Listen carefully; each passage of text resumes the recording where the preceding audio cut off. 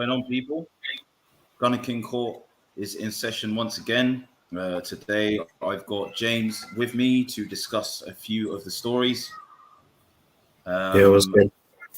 Yeah, no, it's good to have you on again. It's baking hot today. We've got the Euro games taking place, and lots to discuss about Arsenal's transfer business. But I think the main breaking story today is actually relating to a player that's still with us. So I wanted to speak about that a bit. Saliba withdrawing being withdrawn, from the French Olympic team.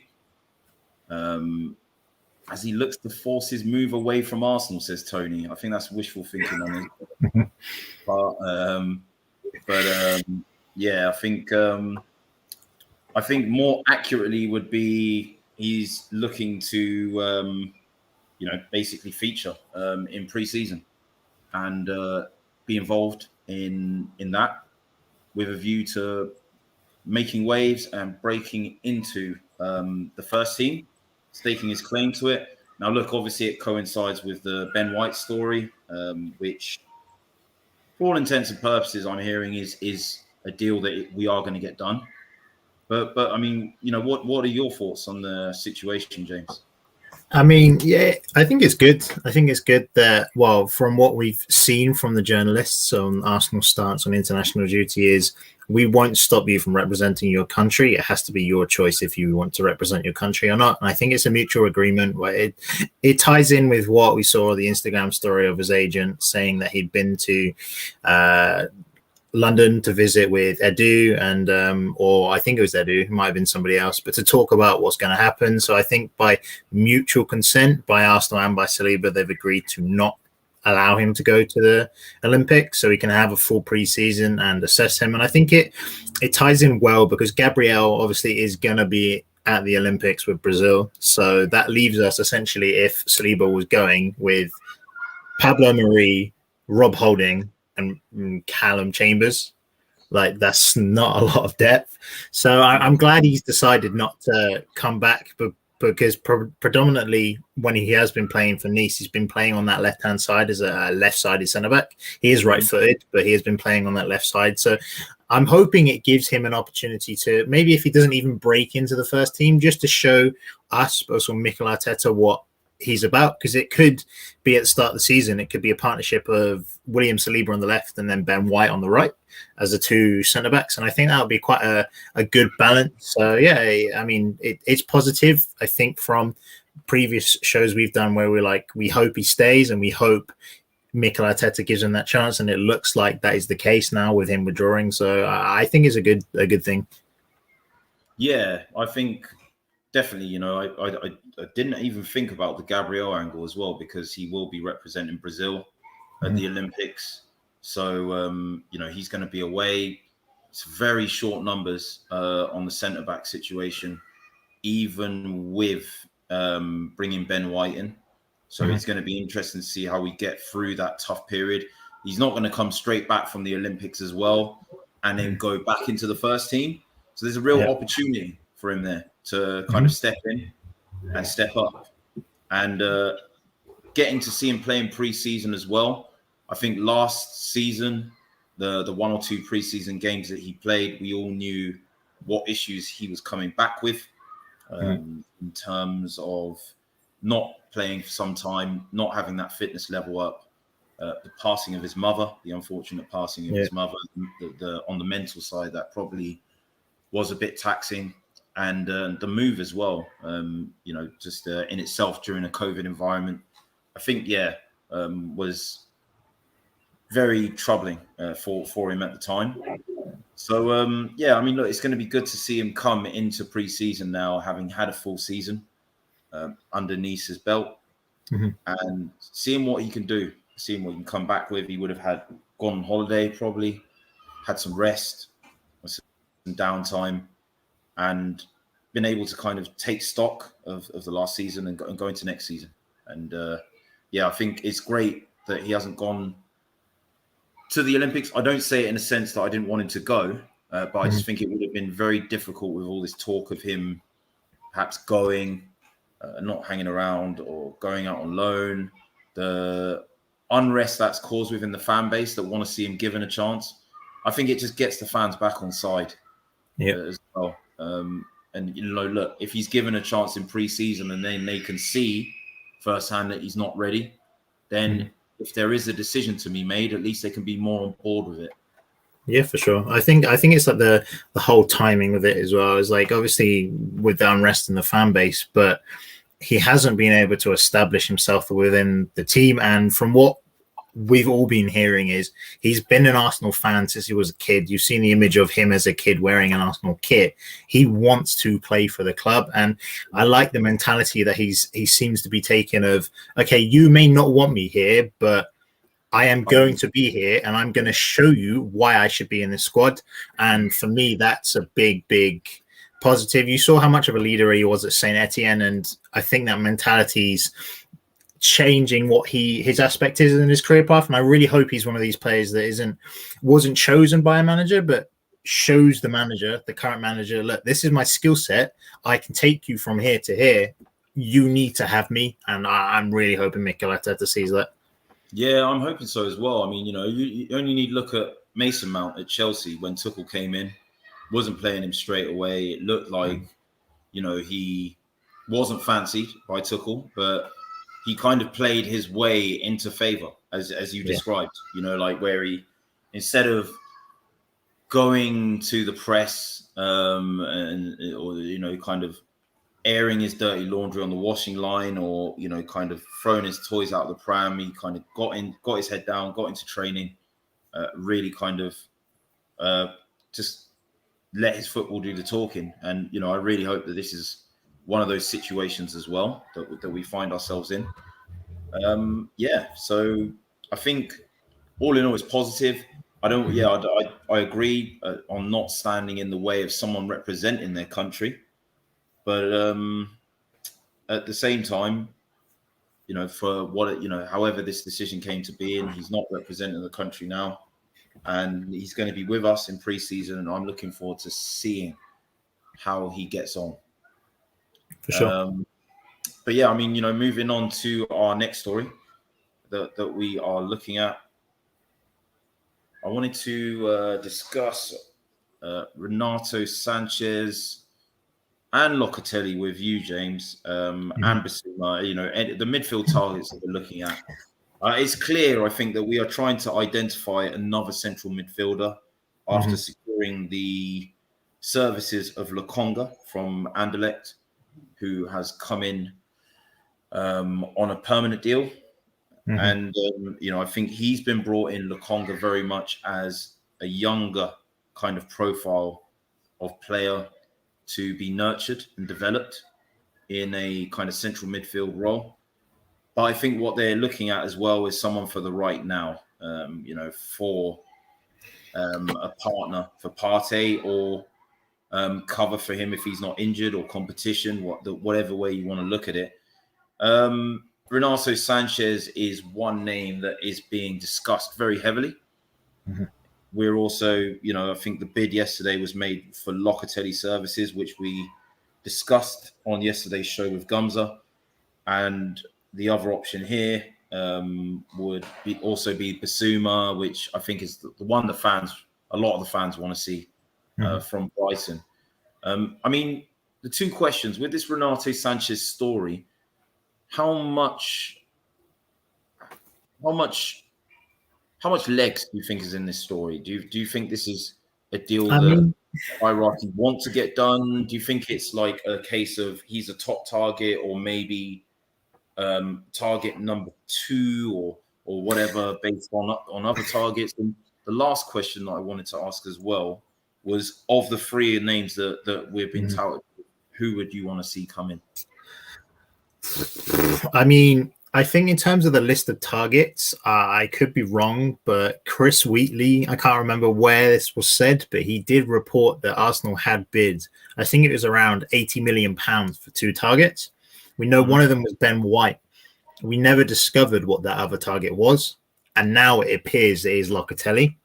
And we never heard any links. We did. Locatelli was briefly mentioned as Arsenal have shown interest, but there was never anything, oh, they put a bid in or they've had formal contact with Sassuolo. It's always been just murmurings. We never really knew where the other like first centre mid target. Obviously, you had Basuma that the fans want. Then you had the Neves links, which I think is more of a smokescreen than anything, to be honest. And now the Renato Sanches links. I think in terms of priorities, I think Locatelli's number one. And then you can work your way down the list. I would say Renato Sanches is 3. I would say properly Locatelli, Basuma, Sanches, Neves. That's where I see the order of it. And I think for me, I think we need Lokonga, but I also think we need 2 centre mids. Call me crazy, but if you're thinking about options, right? Yesterday as well. If you're thinking about, I think about our options essentially, right? If we're getting rid of, let's just get rid of what we've got as centre mids right now. We're getting rid of Xhaka, we're getting rid of Torreira, we're getting rid of Guendouzi. So essentially, that leaves us with Thomas Partey and El Neni, essentially, and Joe Willock, if you want to count him. But for this purpose, we won't include him because obviously his future's up in the air. So permanent positions that we know are going to stay. And also, just very quickly with Willock, is he a number 8 or a 10? For me. I know you like Joe Willock. I know you rate him as a player and you want him to succeed. But for me, I've seen what he has done in an Arsenal shirt, and though his form for Newcastle was very, very good, I'm very worried it was a patch. Like, you've seen some of his goals. Obviously, he did score them, but a lot of them were like a deflected shot or this and that. That yes, they went in, but there wasn't like if you know what I mean. So it's kind of like a skewed statistic, in my opinion. Yes, he scored the goals, but what I'm worried about is we saw this with Maitland-Niles last year. He was wanted by Wolves. He was wanted by a load of other clubs in the Premier League. And we said we're not going to accept any bids. And then we didn't play him. He went on loan with West Brom, and his loan was okay. It was mediocre. He didn't really do anything. So now his value's gone from here to here. And for me, I would, if an offer came in for Joe Willock, I would consider selling Joe Willock. And then that leaves us with 2 centre mids because I'm saying Maitland-Niles is gone. So for me, I would like to see Basuma come in and Locatelli come in. Those would be my 2. If we can't get Locatelli, then Renato Sanches is fine. But I think right now, in their terms of career trajectories, I think Locatelli's higher and his projection is a lot more clearer because Sanchez did this in the 2016 Euros, then got bought by Bayern, then like this. Had a season at Lille. Now he's had a good Euros again. Are we going to see a contrast pattern between, okay, he's performed with Portugal, let's go buy him for 30 million. He doesn't do well. For me, Locatelli's done it consistently under the radar at Sassuolo for many years. And he is the same age as Renato Sanches. They're both 23, I think, 23, 24. So for me, Locatelli's 24, maybe. Yeah, 20 in that same age bracket, minus 1 year. For me, it's Basuma and Locatelli. Those are my 2 centre mid options because we need a DM. We can't. For me, Partey's box to box. Yes, he struggles with shooting, and sometimes it's frustrating when he hits 30 yarders. But he is a more. Yeah, he gets up and down. Player. And if we're relying on El Neni to be our DM, we are not getting anywhere next season as a football club because. He, as a squad player, and he plays for the badge. And don't get me wrong, I love El Neni because he gives everything on the pitch. But in terms of quality, we need a better. So for me, Basuma or another DM, and then Locatelli or another player like that. But yeah, for me, Basuma and Locatelli. Yeah, and I agree as well. I think I made some content on my TikTok page about this earlier. One of my friends on there, who's a United fan, thought that me complaining about Ben White's transfer fee, the projected cost, was, a slight against Ben White. It wasn't, or about, I'm certainly not against us spending money. That's what we need to do at the moment. I think, I agree with you. 2 centre mids and a number 10. So that we can flip between a 4-3-3 Not just the 4-3-3 that is flat, but different variations of that 4-3-3, different variations of a 4-2-3-1. And yeah, I think that's what we need to be able to do that, to implement such a system. And yeah, I think the midfielders that you mentioned, I've said the same about El Neni. I just, as much as I like him, as much as I think he's good to have around, I don't see him, sort of helping us, taking us forward on a consistent basis. When you look at what the other teams have in that area, and also AFCON as well. So even if he stayed, him and Partey have gone to AFCON, so that's taken out two of the three midfielders we have. So that's definitely a case, even with Lokonga for bringing in two, because Lokonga, for all intents and purposes, could take a season to settle, and then you've put his development being accelerated all on the hopes of being played, even if he's out of form, because you haven't got someone else to come in there. So, I think Willock should be given a chance, but I wouldn't, at the end of the day, if the money was right and we sold him to bring in another midfielder, again, I'm not gonna lose sleep a great deal. I would be upset, but yeah, I mean, it is what it is. We move on with these players. But yeah, I think I feel similar as well with the two that I would want. Locatelli would be a priority, but I personally, I just don't see him. I don't see him leaving Italy, because he came out and said, Juve was his preferred destination, and then kind of gone with a bid in the hope that we can attract him. But you don't see a great deal of players leave Italy for the Premier League. And on top of that as well, I think in terms of the stature of Juventus at the moment, where they are, they can offer him Champions League football. They're on a lot more stable footing. He's got a chance to play with the likes of Ronaldo and, other fantastic players. And yeah, I just think it's going to be difficult to compete with them from a perspective of a project at this stage. Yeah. However, I think what we could sell him on is maybe first team minutes, because they've got a lot of central midfielders.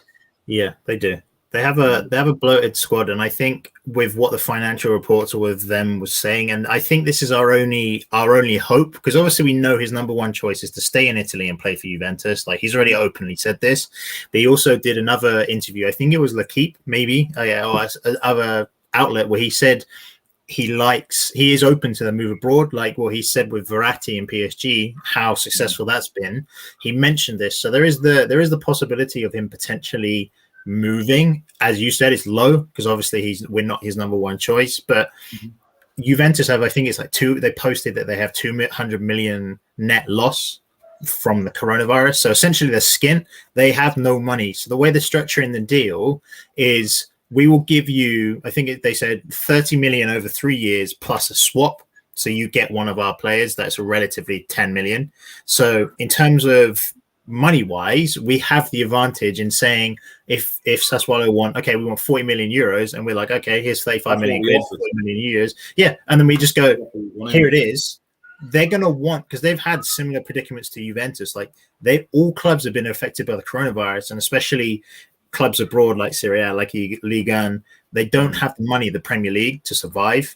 No. So they've been that's the only way I think we can snap Locatelli away from Juventus. And then obviously you have the Xhaka links to Roma, but I don't know if they're genuine reports, but the reports that Juventus are interested in Xhaka as well. It'll be amazing if we could nab Locatelli, give them Xhaka, we're winning. Oh, I mean, that would be something, yeah. And I was going to say, this is what I like about this part of the transfer window. You start seeing all the links, stories, because Xhaka now having interest from Juve, from his perspective as a player, that would probably change a lot, because Juve, compared to the stature of Roma, is a far more established. It is the dominant established Italian team in comparison to Roma. So, I think it probably gives him a bit of pause and food for thought. And maybe Juve would look at Xhaka as a bit more achievable within the budgets, you know, because if they're trying to entice them with 30 million over 3 years plus a swap, and Swazzalo now have an offer on the table for 40 million euros from us, which is what I've heard we've gone in with.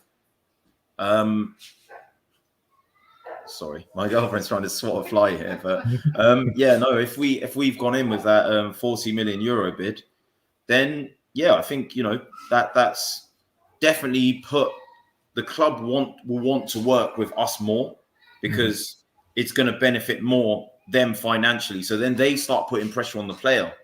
You know, the longer Juventus drag things out, you know, and then even if Juve came in with an offer, if you counter offered again, how many more times can Juve afford to try and keep up with us? I don't think they can, unless because they're in a predicament where I think we were at last season and the previous season, where we need to sell to buy. They need to sell to buy, but the problem is most clubs are skint right now, especially the clubs, because you see a lot of Serie A players go to Serie A clubs. Normally, there is Milan goes to Inter, and all of this. Italian clubs are broke across the board, so Juventus have assets to sell, but they don't have the buyers to sell them to. And not only that as well, when you look at Juve, like the assets, like the average age of the squad is quite high, and it is in general in Italian clubs and Italian teams. So then when you look at overcoming, you know, how that problem compounds your transfer business by marketing your assets out abroad, that, well, you know, they're not as favorable, you know, in the eyes of the top European clubs that can perhaps afford a Ramsey. You know, who's 30, you know, obviously they sold Pjanic last season to Barcelona. But, you know, a lot of their assets are in that age. And it's like, one, it's going to be difficult to find clubs that want to buy those players. And two, in terms of, you know, sort of their demands, their wage demands, but, you know, they're going to be somewhat higher. And yeah, it's just not you're not going to get a great deal for them eventually when you do move them on. So how helpful is that really going to be to help you fund a transfer? So look, we live in hope on the Locatelli thing. I really think Renato Sanches is probably being lined up as an option B to Locatelli. But at the same time, what I would say is technically he's not quite at Locatelli's level. But physically, you know, in a physical sense, I would say pace, you know, Locatelli's not weak or slow. Locatelli's not quick over 5 or 10 yards, but once he gets into his stride, he's quick. Sanchez is quick. He's just quick. You know, like whether it's 5-10 yards, whether it's over distances, Sanchez is strong. You know, I think when we watched them play Belgium the other day, I think there was a part where he picked up the ball in midfield, intercepted the ball, drove past 3 of their players, pushed Axel Witsel aside as if to say, "Who are you? Like you don't? Sorry, do I know you?"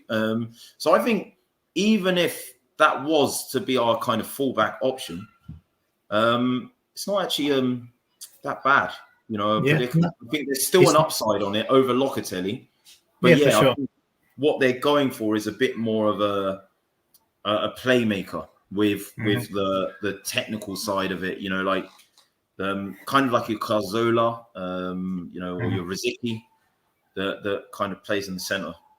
I think so. I think if we have that's what I think we should be going with, like someone like Locatelli, like an Aouar, someone that is an 8, but is more in the forward sense. So we have Thomas Partey, who's the box to box. He will go and crunch you, but he will play a ball that's 30 yards to either wing or his progressive ball. So we have that. We have Basuma, who, yes, he's technically gifted, but he's just outrageous in tackling, interceptions, all of the defensive work. That's great. So then you have those 2 different assets and those 2 different characteristics.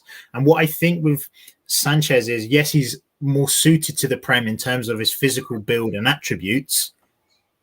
For me, what we should be going for is a more of a attacking minded CM, like as I said, like an Aouar, like a Locatelli, because if you have those 3, that really complements. And then if you, for example, we add a 10, we add Smith Rowe, we add James Maddison if we get him, then we have a very, very good pool of midfielders with different, very, very different like options.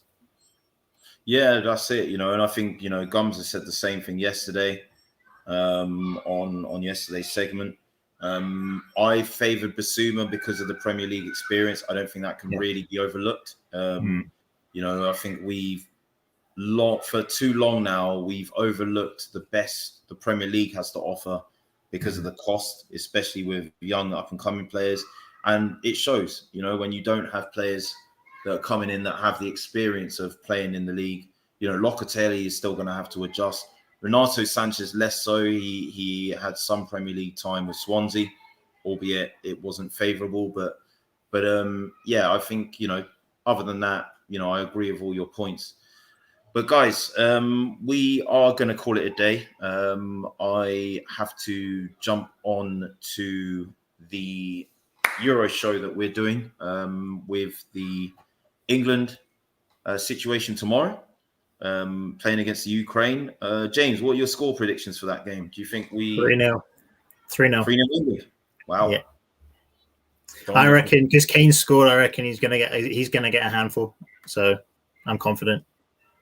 Yeah, I mean, I watched the last of the Ukraine game. I mean, Zinchenko obviously was influential in that game.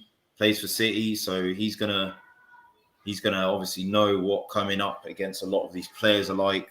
But yeah, I mean, the quality throughout the squad doesn't really match ours. We can't go into that game thinking we've won it though, because as you're seeing here, even Spain are being forced to penalties. You know, so hopefully Switzerland can pull off another shootout salvo. That will be brilliant. They'll clear the pathway. You've obviously got Belgium playing Italy tonight. Any thoughts on that as well, James?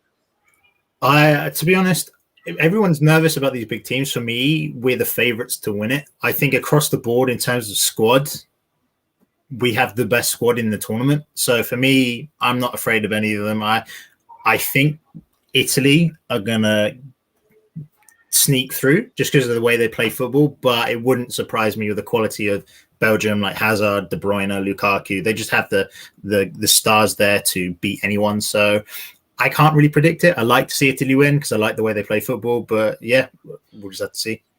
We will have to see indeed. And I think whoever we have to face from that side of the tournament is going to be very tough to play.